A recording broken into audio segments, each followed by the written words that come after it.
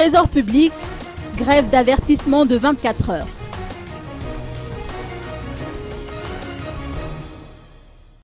Tous les bureaux du Trésor public d'Intannarin sont restés hermétiquement clos aujourd'hui et aucun service de permanence n'a été observé.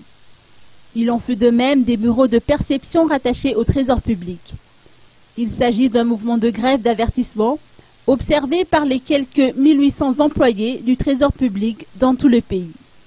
Cette grève à l'échelle nationale consiste à défendre la cause du directeur général du Trésor public, accusé à tort, selon les employés, de tentative de détournement de fonds de 16 milliards d'ariars des caisses du Bureau des cadastres miniers de Madagascar, ou BCMM.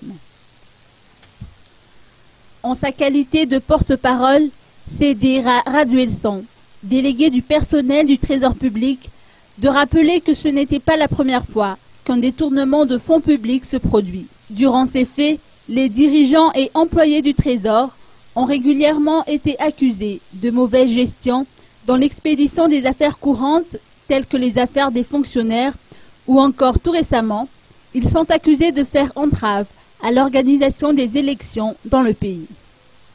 Il a fait savoir que le BCMM a été le théâtre de tentatives de détournement de fonds à 3 reprises et à chaque fois, le Trésor public a réussi à déjouer ces tentatives.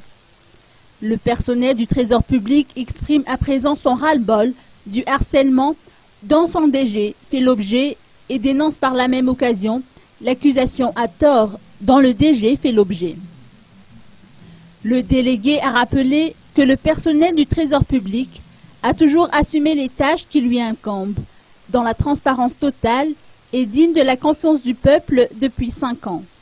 Yvan Rakouteneri-Nananaar, chargé de communication pour sa part, a dénoncé la pression constante subie par le personnel du Trésor public.